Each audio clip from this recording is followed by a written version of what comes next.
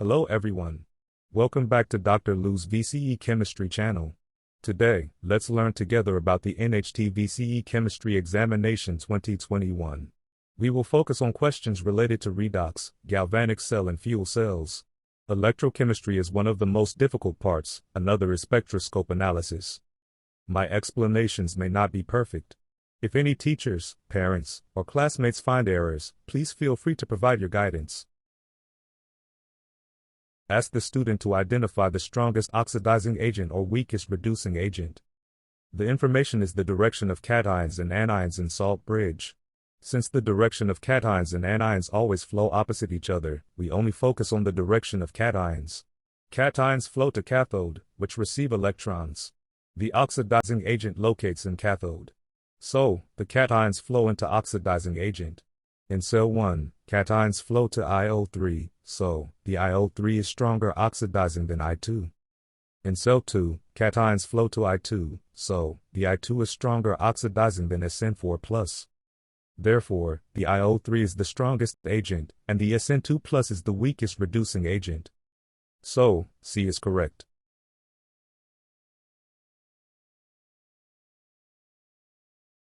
In cell 1, IO3 is reduced to I2. So, the IO3 gains electrons to form I2. I is oxidized to I2, not IO3.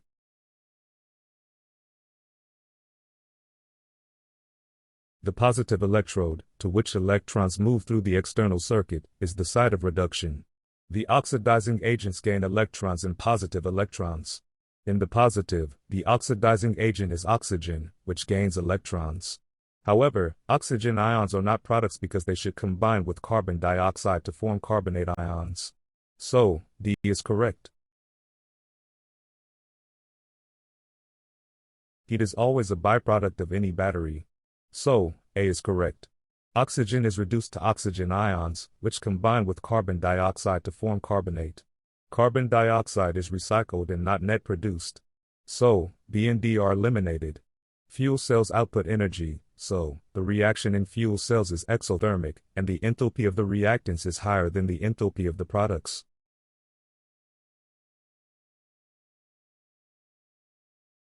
Discuss a hydrogen generator and a hydrogen fuel cell. Both cells are connected. Half reactions are given. In part A, the overall reaction is asked. Simply adding the half reactions and concealing electrons, we get the overall reaction. In part B, the half reaction at the anode of the alkaline hydrogen fuel cell is asked. Since hydrogen loses electrons in an alkaline solution, we add hydroxide ions on the left side. Water and electrons are products of this reaction. In part C, the arrow points to the left because this electrode is connected to the cathode through the external circuit. The amount of H2 produced in the generator cell equals the amount of H2 consumed in the fuel cell. The half equations show that the mole of electrons released, 2 per mole H2 produced, in the generator cell equals the mole of electrons used, 2 per mole H2 consumed, in the fuel cell. 2 electrons are transferred in the production of each mole of hydrogen in the ZnH2 generator cell and 2 electrons are transferred in the reaction of each mole of hydrogen consumed in the hydrogen fuel cell. Oxygen is a stronger oxidant than water, so it is reduced at the cathode. This oxygen reduction reaction would occur at the cathode and hydrogen gas cannot be produced. Or, oxygen is a stronger oxidant and can oxidize hydrogen gas at the cathode. The water would be produced at the cathode and no hydrogen would be produced. This redox would release high heat and could induce fire or explosive. ZnH2 generator cell converts the chemical energy of zinc to electrical energy and chemical energy in the form of hydrogen. Hydrogen fuel cell converts the chemical energy of hydrogen to electrical energy. Implantable glucose fuel cells use the glucose and oxygen in the bloodstream to produce electrical energy. Discuss the efficiency of these cells and compare it with the metabolism of glucose and external glucose fuel cells. This question has 3 marks. Glucose is fully oxidized in respiration to form carbon dioxide, so its chemical energy is utilized very efficiently. The oxidation number of carbon in glucose is 0, in gluconic acid it is plus 1/3, and in carbon dioxide, it is plus 4.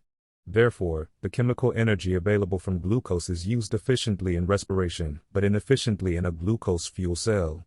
The relative number of electrons released per glucose molecule is 2 in the fuel cell but 24 in respiration. The respiration equation reflects the relative utilization of available energy. Since there is a 2-electron transfer for incomplete oxidation of glucose in the fuel cell and a 24-electron transfer for complete oxidation in respiration, the efficiency of energy utilization for the implant is 1/12 of that of the biological process. Compare the implantable glucose fuel cells with the external glucose fuel cells. Both fuels continuously use glucose and oxygen to convert chemical energy to electrical energy. However, the oxygen in the implantable fuel cells is aqueous whereas the oxygen in the external fuel cell is gaseous. One mark for the same feature and another mark for a different feature. Difficulties in separating the oxidation and reduction half cells to avoid their direct reaction because both glucose and oxygen already mix in the blood. Membranes could be used as barriers to separate the half cells. These membranes allow glucose but not oxygen into the anode and oxygen but not glucose into the cathode. Use catalysts at the electrodes that only permit the required reactions and do not catalyze the direct reaction of glucose with oxygen. There were 4 multiple-choice questions worth 1 point each, totaling 4 marks.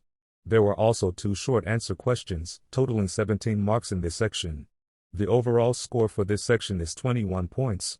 With a total possible score of 120 points, the percentage for this section was 17.5% of the total score. If you need my help, please add me on WeChat or WhatsApp, and send me an email. Thanks for your attention. Please note Dr. Lou's VCE Physics channel and Lou's VCE Chemistry channel.